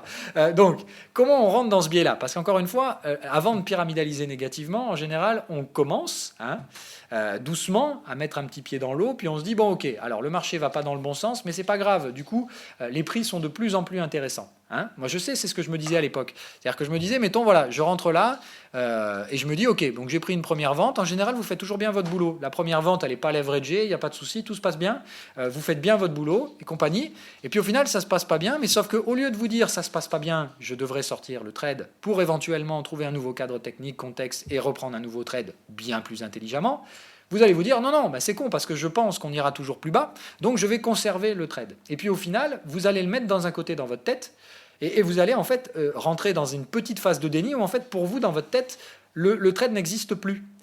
Il est là, mais comme de toute façon, il va finir par un gain, bah vous vous en occupez plus. Et vous vous dites, ok, bon, je continue dans ma stratégie, et puis en fait, bah, ça continue, ça vous donne un autre signal vendeur. Et là, vous vous dites, putain, chouette, un autre signal vendeur, le prix est vachement plus attractif. Au début, j'ai vendu 10 contrats. Bon, allez, je vais en reprendre 10, comme ça me fera un prix de revient moyen entre les deux, assez intéressant. C'est-à-dire qu'en fait, vous n'allez voir que des opportunités de trading. La première sera probablement la bonne, sera probablement une bonne opportunité, simplement une opportunité que le marché n'aura pas choisi d'utiliser. La deuxième, probablement, est également un bon signal en général, c'est-à-dire dans le respect de la stratégie, mais c'est des signaux où, quand on spécule, c'est la clé de comprendre qu'il faut accepter de sortir pour éventuellement re-rentrer plus tard, mais de ne pas maintenir la position pensant que vous avez de toute façon raison et qu'en luttant, vous éviterez une perte. Prendre la perte, c'est pas grave, vraiment pas. La spéculation et la perte, ça va avec. Moi, ça m'arrive même des fois d'avoir des ratios gain-perte inférieurs à 50%, et pourtant, je gagne toujours du pognon. Alors, Big Blue Button, moi, ça marche, hein, je suis désolé. Donc, il faut bien comprendre ça. Spéculation égale risque, risque égale jamais tenir une perte, ne jamais pyramidaliser dans l'autre sens, c'est l'enfer si vous faites ça. Donc encore une fois, moi ici, rappelez-vous comment j'ai spéculé. J'ai spéculé beaucoup trop vite. Rappelez-vous, donc on va prendre l'exemple, hein, la différence de, entre guillemets, quelqu'un qui aura fait une pyramidalisation débile et moi qui ai fait un trading rationnel et professionnel. Donc ici, première entrée vendeuse, ou je sais plus, je crois que j'ai vendu par là, un truc comme ça. Donc c'était le premier trade vendeur. Putain, c'était pas bon, hein, on est d'accord. Encore une fois, avec le recul, tout est facile. Hein. Mais ce qui est important, c'est comme d'hab, un bon trader, c'est quelqu'un qui va bien gérer ses pertes. C'est pas quelqu'un qui gagne du pognon tout le temps, c'est juste quelqu'un qui fait tout pour ne pas le rendre. Hein, et qui, quand il le rend de façon modérée. Donc première rentrée vendeuse ici. J'ai fait un deuxième signal ici. D'accord ? Je vous ai dit, j'ai commis une erreur énorme à cause de Sinewave qui n'a pas donné le signal ici à cause d'un algo stupide que j'aurais dû supprimer depuis longtemps. Ce qui fait que je n'ai pas pris ici le TP que j'aurais dû prendre. Et c'est pour ça que du coup, je me suis foutu dans le rouge à ce moment-là. Mais est-ce que j'ai repris un troisième trade derrière ? Non, le marché, il a monté. Je vous avais bien dit que j'avais une invalidation ici. Et je vous ai dit, si le marché le prend, je dégage. Point barre. Ici, j'ai déclenché un stop. Ce stop ne m'aurait quasiment rien coûté si j'avais respecté la stratégie, puisqu'ici on avait bien une belle divergence et un signal bullish sur sine wave. Ici, j'aurais dû sortir en gain en plus. Hein. D'accord? Donc là, il y a eu une petite erreur à cause de l'algo, parce que j'ai fait le con. Hein. Je connais mes algos, je savais que normalement ça devait déclencher un cycle bullish, mais je me suis dit, comme j'ai pas de cycle bullish, je reste vendeur. Voilà. Sauf que là, c'est une erreur. Bon, ça, c'est une erreur algorithmique. Malheureusement, ça arrive. Mais encore une fois, est-ce que je me suis blâmé pour ça? Non, j'ai commis une erreur. J'ai pris la perte qui allait avec. C'était normal. Est-ce que ça m'a empêché derrière de trader? Pas du tout. Parce que j'ai retradé où? Là-haut. Mais j'ai tradé quoi? J'ai tradé un autre signal. Je n'étais pas du tout dans le truc dont on parlait tout à l'heure. Un trade n'a pas marché. Je retire tout de suite. Je remets des balles dans le chargeur et je recommence. Non, non. J'ai attendu patiemment de retrouver un signal de vente, j'ai repris ma vente ici, et celle-là, elle a procuré des gains. Et elle a très largement effacé les pertes qu'il y avait ici. Hein. Voilà. Et ça, encore une fois, c'est comme ça que je gagne du pognon, même quand je me plante. Parce que je sais m'arrêter au moment où il ne faut pas. Maintenant, on va se placer dans le cadre d'un trader qui va pyramidaliser. D'accord? Donc on va même faire mieux que ça. Je vais vous faire un market replay de qu'est-ce qui se passait en fait dans ma tête à l'époque. Voilà. Donc on venait ici. Donc d'ores et déjà, le marché vous met un break. Donc vous dites, bon, normalement déjà break, je ne suis pas supposé vendre. Pourquoi j'ai vendu ici? Parce que j'avais identifié une pattern très spécifique qui était un short squeeze. Et je me suis dit, ici on peut juste avoir le marché qui pète les stops et puis qui va re-effacer derrière. Encore une fois, je n'ai jamais la certitude de ce qui va se passer. C'est ce que je tradais à l'époque. Ça ne s'est pas du tout produit comme ça, mais je ne regrette pas la vente que j'ai prise là. Encore une fois, hein. Je n'ai aucun regret. Donc on continue. Ok, on avance dans le marché, on va mettre un peu plus vite que ça, voilà. Donc on avance. Là, vous voyez que le trade ne se passe pas très bien.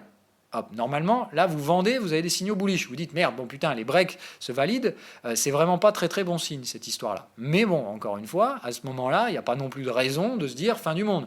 À ce moment-là, qu'est-ce qu'on fait? J'attends que le TP ou le exit se forme, et éventuellement, justement, je reprends un trade. Mais parce qu'ici, j'avais pris un faible levier, et que j'avais donc gardé une cartouche dans mon chargeur pour retirer une fois sans sortir de ma gestion du risque. Hein. Voilà.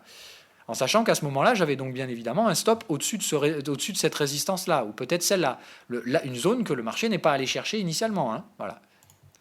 Donc on continue, boum, TP. Ah ben là, il va de soi que moi, en tant que vendeur, j'ai le TP, évidemment ici que j'ai repris une vente. En respect de la stratégie. Hein. Sine wave, momentum, ici je respecte purement et simplement la stratégie.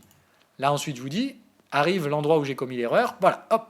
Là, vous l'avez vu passer, ça a marqué boule OK et il y avait boule sur le sine wave. Ici, je devais sortir. C'est l'erreur que j'ai commise. Ici, si j'étais sorti, j'aurais pris un gain. C'est-à-dire qu'ici, j'aurais dû me rendre compte que le marché n'était pas bear. J'aurais dû me dire, OK, le marché est boule. Je sors mes deux ventes ici en gain et je revendrai plus haut. Hein?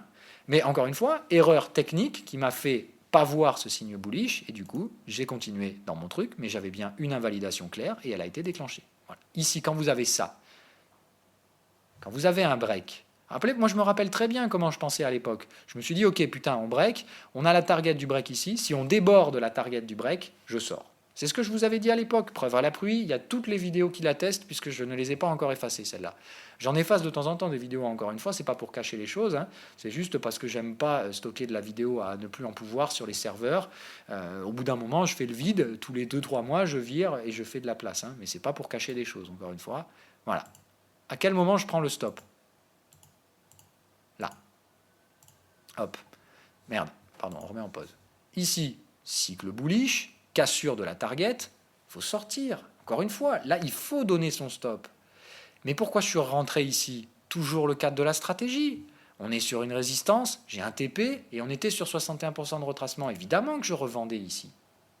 Mais encore une fois, la différence, c'est que moi, j'ai déclenché un stop. Un mec qui pyramidalise, il aura fait quoi? Il aura repris un trade là, puis un trade là. Okay, là, rendez-vous compte, hein, son prix de revient moyen, il est là. Hein. C'est-à-dire qu'il est à 8004. C'est-à-dire que si le marché ne revient pas sous 8004, là, il est dans le rouge, quoi qu'il arrive. Même s'il a pris 4 bons trades dans le respect de la stratégie. Là, le mec a pris 4 trades qui sont tout à fait valables. Le problème, c'est que comme il les empile, son prix de revient moyen, il reste toujours bas et malheureusement, son risque, lui, il augmente de façon exponentielle parce que plus ça monte, plus il empile les trades, donc moins son prix de revient moyen monte. Par contre, l'exposition, elle monte et ça, c'est le risque au carré.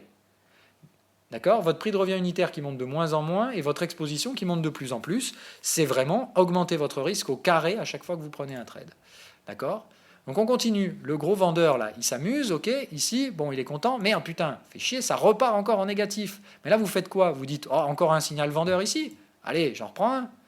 Ok? Le problème de ce truc-là, c'est que effectivement, si vous avez fait le bon choix à la fin, alors regardez, hop, oh putain, encore un signal vendeur, allez, j'en remets un. Pyramidalisation oblige. Voilà, hop, breakout, là, vous vous dites, chouette, c'est gagné. J'abaisse le stop. Et ici, vous vous prenez un stop monumental. Parce que le marché revient chasser au-dessus du marché, vous avez pris beaucoup trop de risques, vous avez cadré le marché de façon trop serrée, vous vous faites dégommer.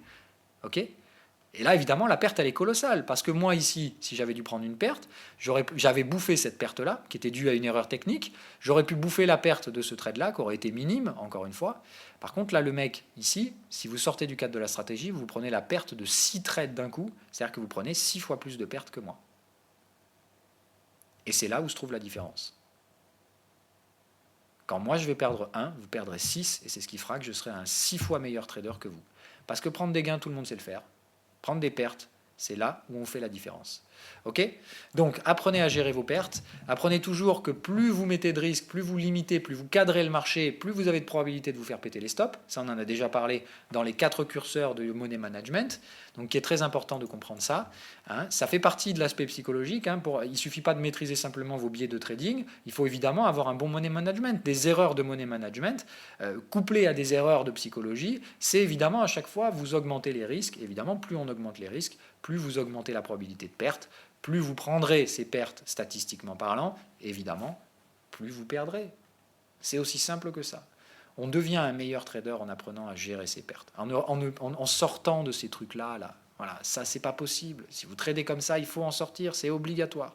Acceptez la perte. Je sais que c'est dur, surtout pour les gens qui, comme moi, vont avoir une tendance naturelle à lutter. D'accord ? Moi, je suis un battant, c'est pas compliqué. J'ai toujours eu ce que je voulais dans la vie parce que je me suis toujours battu pour l'avoir. Donc moi, je me bats, quoi qu'il arrive. Mais je me bats dans la vie. J'ai bien compris qu'en trading, on ne se battait pas. D'accord ? On se bat avec certaines règles. D'accord ? Moi, ma règle, effectivement, c'est que quand je suis vendeur, je lâche rien. Je m'en fous, je vends jusqu'à ce que le marché y vende. Mais par contre, j'empile pas les trades. Parce que si je fais ça, je suis mort. Ok ? On fait surtout pas ça. Donc, quand on spécule, on peut être têtu comme moi, mais encore une fois, ça peut être une qualité, mais il ne faut surtout pas vous mettre dans la pyramidalisation qui vous rendra ça comme le pire des défauts, et je peux vous assurer à 100%, ça vous tuera. D'accord ? Si vous ne vous en rendez pas compte suffisamment rapidement, vous vous ferez démonter par ça et ça va vous ronger l'esprit. Et le pire, c'est qu'encore une fois, vous allez perdre de l'argent et en plus de ça, vous allez vous sentir minable, mais minable. Et c'est affreux de ressentir ça. Parce que de coupler une perte financière avec en plus un échec, parce qu'il faut bien vous dire un truc, dans la tête d'un mec qui lutte, généralement, si vous luttez, c'est que vous avez l'habitude, comme moi, d'obtenir ce que vous voulez quand vous tapez, enfin quand vous vous battez. Le problème, c'est que dans le marché, ça ne fonctionnera jamais. Jamais, jamais, jamais, jamais. Et malheureusement, il n'y a que deux façons de l'apprendre. Soit intelligemment, en vous rendant compte que vous allez dans le mur, soit en faisant l'erreur qui va vous tuer. Et le problème, c'est qu'encore une fois, il y a des erreurs que vous ne pouvez pas vous permettre, et celle-là en fait partie. Il n'y a qu'une seule façon, si vous êtes en train de lutter contre le marché, c'est de comprendre que ce que vous faites, ça ne vous mènera nulle part. Et si vous continuez, vous irez dans le mur, je suis navré de vous le dire, il n'y a pas d'autre sortie que ça, si vous luttez contre le marché.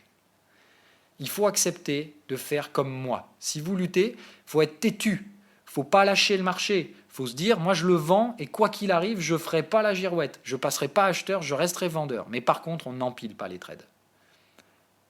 D'accord ? Le scénario que je prenais ici, c'était un scénario. Le scénario que je prenais là, c'était un autre scénario. Le marché, je vous dis, des fois, il peut m'en planter 3 de suite des scénarios. C'est extrêmement chiant. C'est rageant. Parce que vous dites, putain, ils me cassent les couilles. Quand est-ce qu'ils vont lâcher l'affaire, ces putains d'acheteurs ? C'est ce que je me dis très souvent. Mais encore une fois, quand j'ai ça, je ne vais pas appuyer sur le bouton 5 minutes après. Je sais que je suis dans un état émotionnel où j'ai envie de vengeance. Je ne traite pas quand j'ai envie de vengeance. D'accord ? Quand je me suis fait péter les stops sur 3 scénarios de suite et que je vois toujours le marché continuer à monter, d'accord ? Est-ce que j'empile les trades ? Non, non, non, non, non. Est-ce que vous me voyez empiler les trades en ce moment sur le S&P 500 qui me casse les burnes, hein, comme c'est pas permis. Le S&P 500, je le vendais là, je le vendais là, je le vends encore là. Je vous dis, je vais l'avoir. Mais encore une fois, je ne sais pas quand. Mais est-ce que j'ai empilé mes trades ? Non. Il y a eu plusieurs stops déclenchés sur la partie US. Je vous rappelle, pour ceux qui me suivent depuis plusieurs mois, voire trimestres, quand on en était là sur le S&P 500, il me pétait les burnes, bon sang. Ça s'entendait dans mes émissions que j'en avais franchement ras le cul en haut. Tellement je me faisais péter stop sur stop. J'en étais pratiquement à 6 invalidations de suite. Si j'avais tenu ces trades, mais j'étais mort. Et il s'est passé quoi ? La 7e fois, j'ai eu raison. J'ai effacé toutes les pertes en une journée. En une semaine, j'ai pris quasiment 40% de capital. Et je l'ai eu, ma victoire. C'est ça qu'il faut que vous compreniez. C'est que j'ai lutté, tout le monde me prenait pour un imbécile. Mais vraiment tout le monde, j'avais tout le marché, tout Twitter contre moi. Tous les jours, je disais, je revends ici. Et puis les mecs me disaient, ouais, mais t'es complètement con, tu vends depuis 50 ans, t'es en biais perma-bearish, tu fais n'importe quoi. Ah ben voilà. Moi, encore une fois, je suis pas du genre, généralement, à venir derrière et à dire, ah tiens, tu vois, là, pour le coup, je l'ai fait. Voilà. C'est-à-dire que là, je suis tous allé les voir et je leur ai dit, ah ouais, les gars, vous vous rappelez quand vous me traitiez de perma-bear et compagnie, voilà, ce que ça donne un perma-bear. Je leur ai montré les gains derrière et il n'y en a pas un seul qui est venu la ramener. Hein. Voilà. Donc, encore une fois, j'avais pris d'énormes pertes sur ces trucs-là par rapport à la stratégie. Hein. C'est-à-dire que globalement, en perte, toute perte cumulée, j'avais perdu à peu près 11,5%, je crois, un truc comme ça. Entre 8,5 et 11, je ne sais plus exactement. Mais c'est une très grosse perte pour moi. C'est un énorme drawdown, 11%. Voilà, 40 ici. Donc encore une fois, autant vous dire, les 10%, ils étaient très très rapidement oubliés quand en bas, j'encaissais des gains complètement hallucinants. Mais encore une fois, c'était quoi ces gains ? Et quelle était l'erreur à ne pas commettre ? L'erreur à ne pas commettre dans ce cas-là, c'était justement d'arrêter de vendre en fait. Parce que le mec qui vend ici, qui se fait dégommer, tant pis, il a pris une perte, il revend là, il se refait dégommer. Putain, c'est rageant, merde. Là, redégommer, voilà. Et puis au bout d'un moment, en fait, vous êtes tellement usé que vous arrêtez. Et c'est le moment où vous arrêtez que le gain arrive. Et là, putain, ça vous met dans un état affreux, et on terminera sur cet état. Ratez le trade. FOMO, d'accord ? Le principe, machin, ça c'est le pire des FOMO parce que celui-là, FOMO, vous savez que c'est pas bon.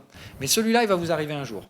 Où vous allez voir, c'est ce que j'appelle moi les séries noires. Alors il y en a très rarement et honnêtement, celle-là, c'est la plus longue que j'ai jamais eue. Hein. Je vous dis, j'ai enchaîné perte sur perte sur le S&P 500. Chaque fois que je faisais un scénario, pouf, je me faisais péter le stop dans les 3 jours. Au bout d'un moment, je vous jure, j'en avais tellement plein le cul que il y a ce biais-là qui arrive, cet aspect émotionnel qui vous dit, bon allez, c'est bon, franchement maintenant je lâche l'affaire, j'en ai marre, ça fait 7 fois, je ne vais pas recommencer une 8e fois. Eh bien si, il faut le faire, il faut recommencer 8 fois, parce que sinon vous allez rentrer dans le pire des biais de trading, quand ici, vous avez pris 8 trades ratés, là vous voyez le trade qui tombe, et vous vous dites, putain, je le savais, et là vous faites quoi ? Vous vendez ici. Complètement hors cadre de la stratégie, et là vous allez faire vraiment n'importe quoi. Vous allez faire du gros FOMO, où vous allez vous dire putain je le savais, du coup maintenant le marché fait n'importe quoi, moi aussi je vais faire n'importe quoi. Voilà. Alors là celui-là je peux vous dire qu'il fait mal. Parce que ce trade là encore une fois sur le S&P ça se serait pas trop mal passé. Mais alors là, des cas comme ça, où le marché vous fait ça, vous vendez là, et derrière le marché vous fait BAM, j'en connais, mais tellement que là, vous faites ça, c'est la pire des choses. Vous avez pris 7 pertes, au final, la 8e, c'était la bonne, et vous ne l'avez pas prise, et du coup, vous courez après les prix, et vous prenez une 8e perte, alors qu'en fait, ici, vous auriez pu récupérer et racler toutes vos pertes dans un gain. Donc, persister dans l'erreur, oui. Pyramidaliser, non. Et éventuellement, après, vous pouvez lâcher l'affaire si vous voulez, vous donner des limites, vous dire si j'ai pris 3 pertes sur le même actif, j'arrête tout scénario vendeur sur cet actif pendant 2 semaines, 3 semaines. Ça aussi, c'est rationnel. Maintenant, moi, je sais que je ne peux pas le faire parce que je suis un putain de lutteur. Donc moi, je le veux, le marché. Quand j'ai ma stratégie, je vais continuer jusqu'à ce que je l'ai. Parce que je sais de toute façon que tôt ou tard, le marché finit toujours par délivrer les gains. Maintenant, il faut juste être patient et encore une fois, si vous sortez des cadres de la stratégie, vous allez vous faire dézinguer. À l'époque, je vendais quoi dans le S&P 500 ? Toujours un respect de la stratégie. Non, je n'ai pas eu de la chance du tout. Mais vraiment pas. Ça n'a rien à voir avec de la chance. La chance, c'est pour les losers. C'est pour les parieurs. Moi, je ne suis pas un parieur. Je sais que de toute façon, le marché, tôt ou tard, il délivre les gains. Le truc, c'est qu'il faut respecter le cadre de la stratégie. Il ne faut pas trader n'importe où, il ne faut pas se laisser emporter par l'envie de vengeance, il faut juste trader les signaux. je vous l'ai dit toujours, dans le marché, on s'en fout de savoir qui a tort, qui a raison, si les acheteurs ont eu raison d'acheter, si les vendeurs ont eu raison de vendre. Encore une fois, tout est affaire de time frame, de timing. On peut être à la fois acheteur et vendeur du même marché sur 2 time frames différents, c'est tout à fait possible.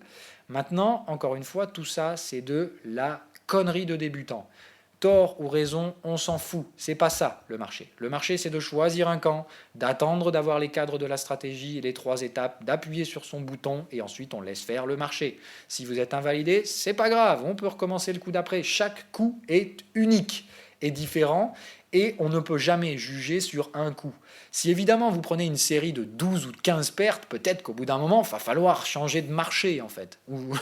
Mais parce que là, dans ce cas-là, c'est que vous vous êtes complètement planté de contexte en fait, et que là, vous persistez peut-être contre une énorme tendance, mais dans ce cas-là, c'est que vous avez fait une énorme erreur dans votre contexte. Hein, voilà. Mais encore une fois, normalement, au bout de 3-4 fois, si vous êtes planté de contexte, vous devez vous rendre compte que vous n'êtes pas dans le juste. Hein, voilà. Hein. Oui, 15 pertes, il faut changer de métier. Mais encore une fois, vous prenez 15 pertes de 1%, ça fait 15% de capital. C'est un drawdown qui fait mal, hein, c'est clair. Mais alors c'est très loin de vous tuer. Hein. Et je vous dis, derrière, il suffit que la 16e, elle vous rapporte 20%, vous êtes gagnant. Ah ouais, c'est con, mais c'est comme ça. Et voilà. Donc évidemment, il y a quand même une limite à tout. On ne va pas à l'infini dans la persistance d'une stratégie de trading. Mais tant que votre contexte est le même, d'accord, et qu'il n'a pas rationnellement changé, vous devez persister. Tant qu'il y a les signaux, mais encore une fois, normalement, la gestion et le cadre de la stratégie fait que vous ne pouvez pas faire n'importe quoi. C'est une sécurité. Donc si normalement vous restez dans le cadre de la stratégie, la persistance, elle ne peut pas vous faire perdre. L'acharnement thérapeutique, c'est pas grave dans le trading. Encore une fois, par contre, il faut bien rester dans le contexte. Si vous changez, si on sort de votre contexte, là, vous êtes foutu. Encore une fois, sur le marché du S&P 500, je reviens en daily. Le problème, c'est que là, quand on était dans ce marché-là, comme on était sur des sommets historiques, il n'y a pas de contexte. Vous ne savez pas ce que c'est le contexte. Moi, je vous rappelle ce que je tradais à l'époque. Hein, c'était ça. D'accord ? Moi, je tradais le canal. Ce qui fait que, comme à chaque fois on grindait le haut de canal, le problème c'est qu'à chaque fois j'avais des opportunités de vendre, parce que j'étais à chaque fois aux bornes de mon cadre technique, à chaque fois j'avais des signaux, je faisais que respecter la stratégie. Le problème c'est que dans un canal ascendant, le marché il peut monter plusieurs fois, et c'est ce qu'il a fait l'année dernière. Mais on n'est jamais sorti du cadre technique, on n'en est sorti qu'à un moment, ici. Et en fait, j'ai fait quoi quand on est parti là-dedans ? Ici, je tradais un marché en tendance haussière et je cherchais un swing correctif, mais j'étais conscient qu'ici, je cherchais qu'un correctif. Là, j'ai fait « Ok, mon coco, tu me fais une bulle, il n'y a pas de souci, on va faire une bulle. » Par contre, je peux vous dire qu'ici, quand on a commencé à lâcher 5-10%, j'ai pas récupéré mes gains. Hein. Ah non, ben là, je les ai laissés filer parce que je savais qu'on allait péter les supports. C'est aussi simple que ça. On avait changé de contexte, mais le contexte était toujours favorable à des ventes. Allez, on s'arrête là-dessus. Maintenant, je prends vos questions, parce qu'après, il va falloir que je me tape la même en anglais quand même. Donc, je vais garder un peu de salive. Donc, je prends vos questions.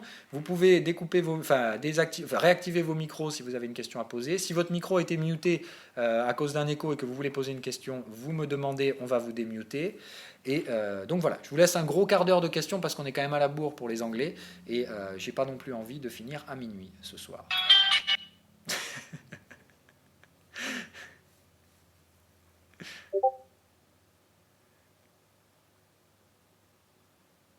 Alors, comment on se construit une stratégie à partir de zéro ?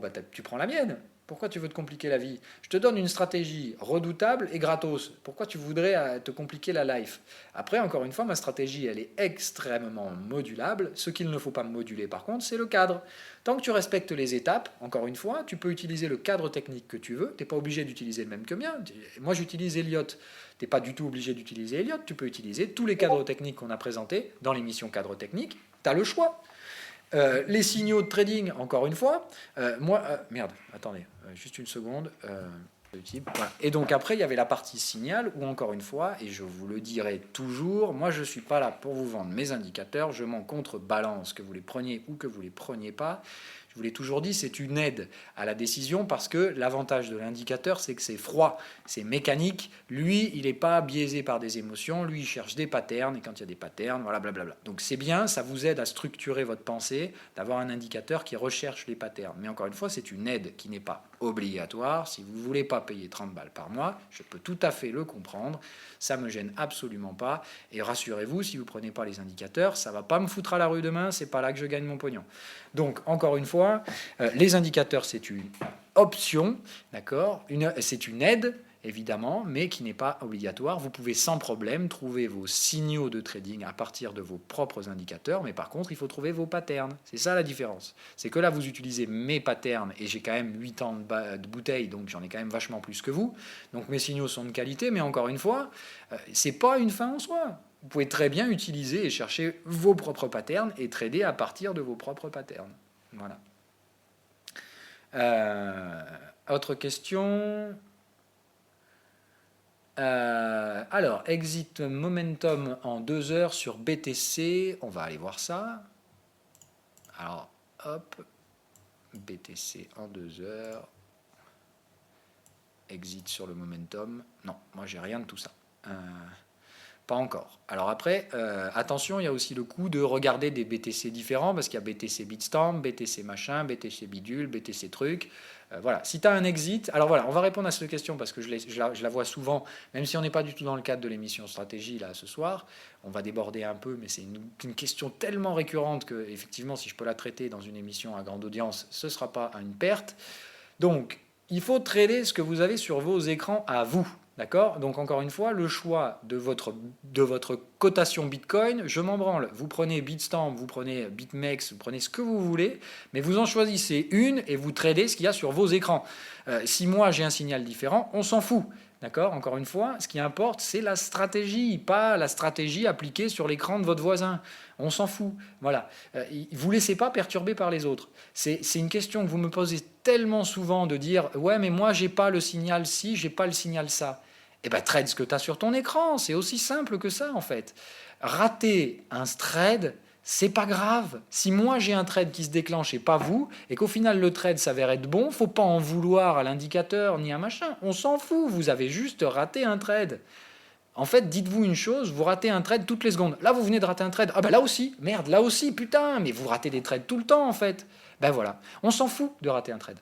Tout ce qui importe, c'est que chaque fois que vous voyez le cadre, étape 1, 2, 3, vous tradez point barre. Vous tradez ce qu'il y a sur votre écran. S'il n'y a pas la même chose sur l'écran du voisin pour une raison X ou Y, vous vous en balancez complet. Ça ne doit pas vous perturber. Tout ça, ça introduit le doute. Le doute, ça n'a rien à faire en trading. D'accord? Il y a un cadre, votre cadre, il est validé. Vous appuyez sur le bouton stop. Et on ne réfléchit pas plus que ça. D'accord? Si ça s'avère être une perte, c'est pas grave. On passe au trade suivant.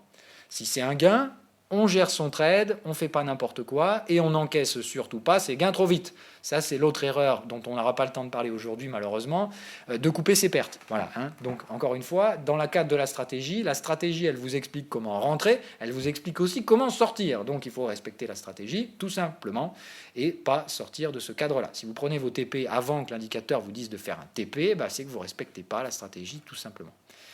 Et encore une fois, je vous donne un cadre vraiment précis qui, normalement, vous sort de ces biais de débutants.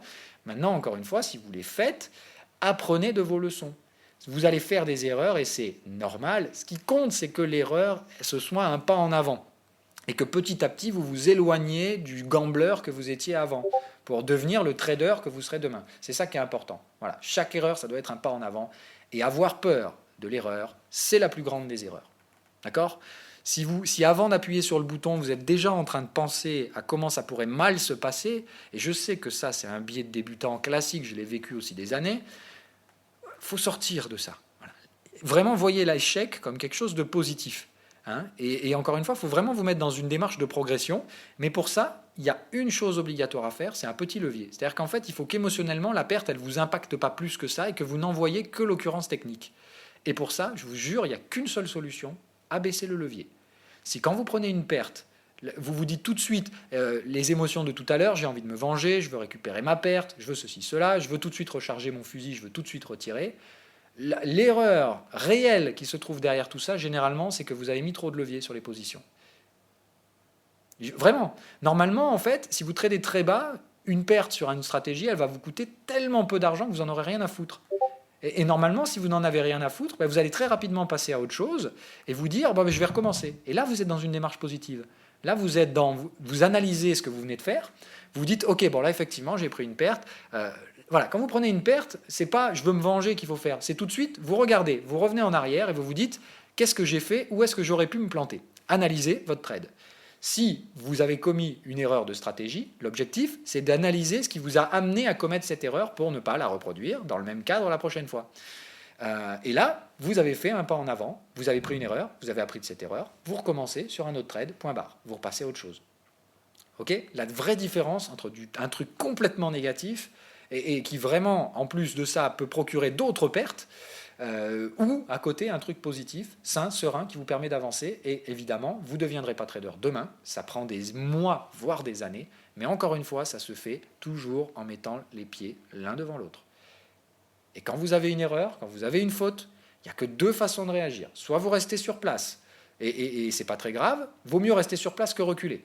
Avoir les réactions à la con, comme je vous ai dit, là, recharger le pistolet et tirer direct, ça c'est faire des pas en arrière. Donc faites des pas en arrière si vous voulez, c'est comme vous voulez, hein. Vous en ferez de toute façon malgré vous. Vaut mieux stagner, mais le mieux c'est d'avancer. Donc mettez-vous dans la posture où vous allez pouvoir avancer avec vos erreurs. Voilà. Ok ? Allez, on termine là-dessus et je vais voir les ricains, à moins que vous ayez une dernière question. Sine Wave V2, c'est en train d'avancer considérablement. Je vais vous le montrer, comme ça vous serez bien heureux. Je vais vous montrer. Allez, je vous spoil un peu. Allez, je vais couper l'enregistrement et je vous montre un peu à quoi ça ressemble le prochain Sine Wave en version multi-time frame. Donc bonsoir aux autres, bonjour, hein, je ne sais pas à quelle heure vous regarderez le replay, bonne journée, bon trade, on se revoit bientôt, j'espère que vous aurez appris plein de trucs et que ça vous aura plu. Bye bye.